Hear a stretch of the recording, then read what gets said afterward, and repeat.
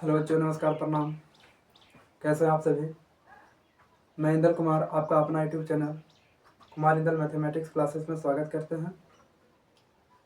हमने कल चैप्टर 1 की कुछ इंट्रोडक्शन क्लास को देखे थे। इसी को आज कंटिन्यू तरीके से आगे बढ़ाएंगे और वीडियो को अच्छे तरीके से देखेंगे और समझेंगे। ठीक है, तो आज हमें पढ़ना है धनात्मक और ऋणात्मक पूर्णांकों के लेखा चित्र, संख्या रेखा, यानी representation of positive and negative integers number line. यानी परिमेय संख्याओं को हम संख्या रेखा पर कैसे दर्शाते हैं, जो धनात्मक या ऋणात्मक कुछ भी हो सकती है। तो धनात्मक या ऋणात्मक संख्या को दर्शाने के लिए हम एक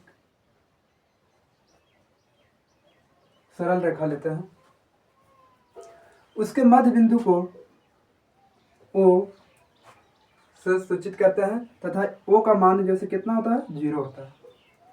जब हम 0 के दाहिने तरफ चलेंगे तो सारी संख्याएं धन के रूप में होगी। किस रूप में होगी? धन के रूप में। जैसे एक समान दूरी पर एक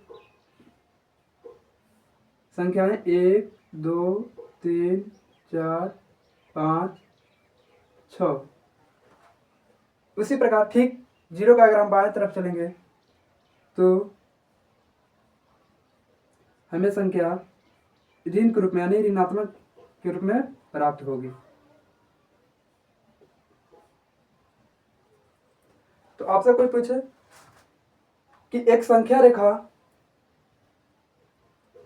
पर दर्शाने के लिए परिमेय संख्याओं को अगर 0 के दाहिने तरफ चलेंगे तो सारी संख्याएं क्या होगी? धनात्मक के रूप में होंगे, जबकि बाएं तरफ की सारी संख्याएं क्या होगी? ऋणात्मक के रूप में होंगी।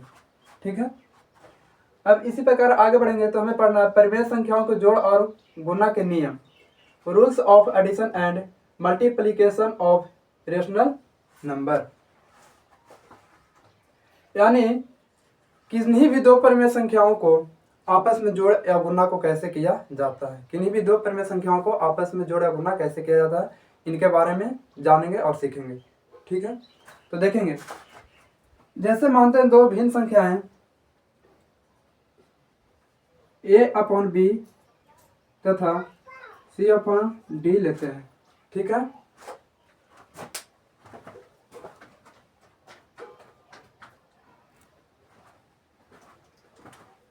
तो हमने दो परिमेय संख्याएं a/b तथा c/d लिए। इनको अगर जोड़ के रूप में हम देखेंगे तो हम जानते हैं कि a/b प्लस c/d यानी क्या हो गया? भिन्न के जोड़ होंगे। भिन्न के जोड़ में क्या करते हैं कि उनके हर को क्या किया जाता है? एलसीएम लिया जाता है। तो हर के जब एलसीएम लेंगे तो एलसीएम लेने के बाद क्या होंगे? ये दोनों आपस में गुना हो जाएंगे, यानी bd। क्या हो जाएंगे? bd। अच्छा, हर को जब हम एलसीएम में भाग देते हैं तो काटा जाता है। यहाँ पर क्या किया जाता है? विभाज्य किए जाते हैं। तो हम देख रहे हैं कि 20 से भी क्या हो रहा है? विभाज्य हो रहा है। तो हमें क्या बचा यहाँ पर? सिर्फ a, और a के साथ कौन गुना होगा? यानी d को गुना करेंगे तो ad प्लस, उसी प्रकार जब d को d से विभाज्य करेंगे तो b बचेगा, जो क्या होगा? c के साथ मल्टीपल यानी गुना होगी। तो यहाँ पर क्या हो जाएंगे? cd। तो एक क्या हो गया? परिमेय संख्याओं का योग यानी जोड़ हो गया। उसी प्रकार जब हम इन्हें गुना के रूप में निकालते हैं तो a/b गुना c/d गुना करेंगे तो क्या हो जाएगा? a को c से गुना करेंगे ac, और b को d से गुना करेंगे तो क्या हो जाएगा यहाँ पे? bd। तो हमने समझ गया कि परिमेय संख्याओं को जोड़ और गुना कैसे किया जाता है। ठीक है, परिमेय संख्याओं को जोड़ और गुना के नियम को हमने समझ गया। तो अब आगे पढ़ना है परिमेय संख्याओं के जोड़ और गुणा में बीजीय नियम, algebraic law in addition and multiplication of rational number. यानी परिमेय संख्याओं के जोड़ और गुणा के बीजीय नियम को सीखना है हमें। परिमेय संख्याओं के बीजीय नियम को पहला हम संवरक नियम से देखेंगे। संवरक नियम में कहता है कि यदि a और b दो परिमेय संख्याएं हैं तो a प्लस b और a गुना b अर्थात ab परिमेय संख्याएं होगी। क्या होगी? ab परिमेय संख्याएं होगी। दूसरा बोलता है क्रम विनय विनिमय नियम यानी कॉम्यूटेटिव लॉ, यदि ए और बी दो परिमेय संख्याएं हो तो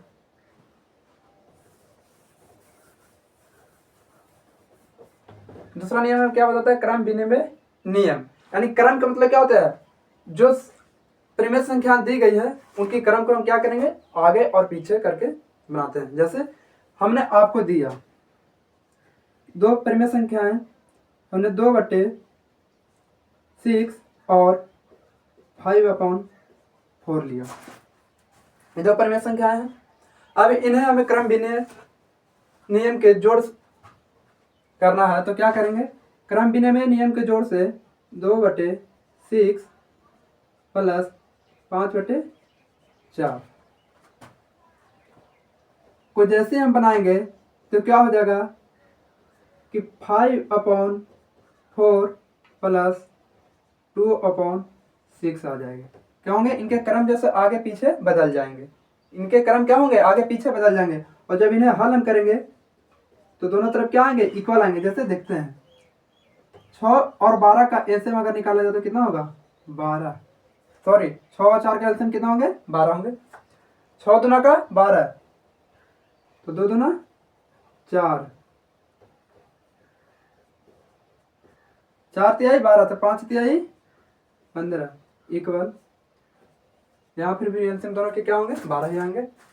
4 तिहाई 12 तो 5 तिहाई 15 प्लस 6 दूनी 12 तो 2 दूना 4, देखेंगे तो दोनों तरफ क्या हो रहे हैं, 15 4 कितना होंगे, 19/12 इक्वल 19/12। क्या हो रहे हैं, दोनों तरफ क्या हो रहे हैं, बराबर आ रहे हैं। तो क्रम विनिमय नियम की जोड़ क्या होती है कि वे संख्याएं जो दी जाती है, दो संख्याएं जो दी जाती है उनके आपस में क्रम को बदल देते हैं, आपस में क्रम को बदलते हैं और क्रम को बदलने के बाद उन्हें हम जोड़ करते हैं। ठीक है, उसी प्रकार अब हम